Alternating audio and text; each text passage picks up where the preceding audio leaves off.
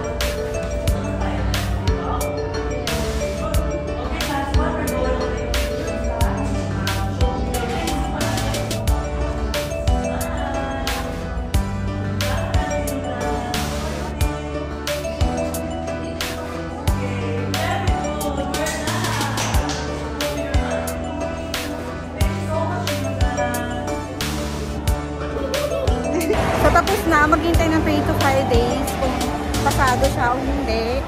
So, mahihayin sa iyo na nandun na.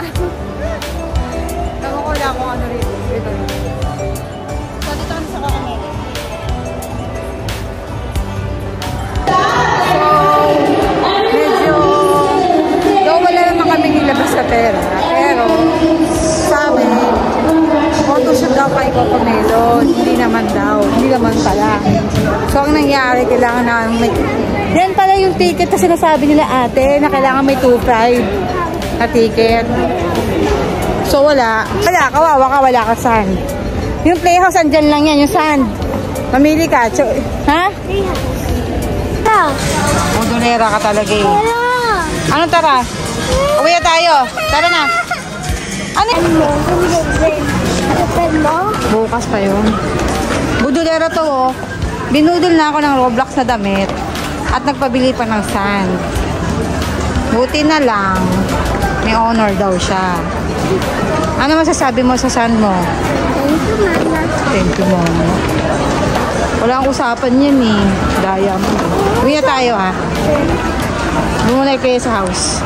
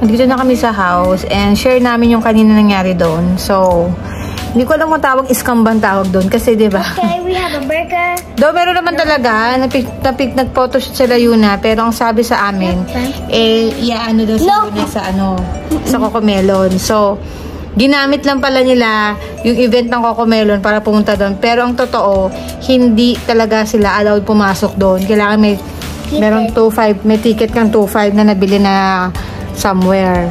Hi, panito. Tapos, bawal pa sa mga galing grocery yung ticket, ganon.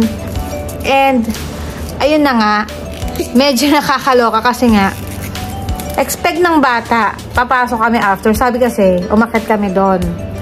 Pagkatapos doon, Miyak ako. itong isa, umasa. Sobrang saya kasi binigay niya yung best niya dun sa photoshoot niya. Tapos, ang eksena lang. Hindi pala, so it's kind of budol. Alam mo yun? Budol. So, inisip ko, sige, para lang mawala yung, napahiya ako Napahiya ako kayo na, kasi kala ko, sabi ko, next baba na tayo. Kala ko, lahat ng galing doon sa taas, allowed pumunta sa baba. Ngayon, sabi, 3 to 5 days daw, ite-text daw kung nakuha or something. Ewan ko, hindi na ako maasa or something. Kung anong mangyayari. Pero, sige, para lang, to make, pinaka-bottom lang dito is wala. Parang naano kami. Though wala kami labas na pera, pero mali din natin, mapili si Yuna, edi okay. So, ang nangyari, nabudol ako ditong batang to. Ito, may binili siya. Pero para lang matanggal yung sama ng loob niya kasi sumama ang loob niya talaga, sobra. Kaya, ayun, binilan ko na lang ng ganito. Ang masama rin, nabudol din si Yuna. Expect niya, may lamang sand. So, ang mahal nito, 499, expect namin may sand na. Ako naman si Syo nga, hindi chinek ko ano yung laman. Kaya parang walang bigat factor, parang magaan. Hindi ko na pinansin, kasi konti lang sand. So, pwede yung ganun, di ba? So, yun lang. Medyo disappoint ako doon sa pinunta namin. Pero, hindi mo naman, di ba, makuha siya. Di okay yun. Mama, nakakita ko maliit sand. Okay. Ngayon, so, medyo nagpagastos pa ako ngayong isang araw, almost 1K. Pero okay lang, para lahat ng binili ko sa anak ko. Yun lang. Yun lang, medyo mga misinformation yung iba. Yun lang. Sana may mag-text kayo na and baka, ayun, start na pag... Ito naman, napakamahiyain. Sige na, bye. Hi! So, ito, tinawagan na si Yuna. Nakapasya daw siya sa BTR. So, punta na kami ngayon dito sa Terraces ulit. Ang call time nila is 10:30. So, try namin. Kasi, Yuna, dito ka. Parent orientation din and meet and greet din ng mga nakapasa daw sa BTR. So, try lang muna namin since wala pa naman ako ilalabas so far ngayon. So, orientation pa naman saka daw mag-decide. Pag decided na.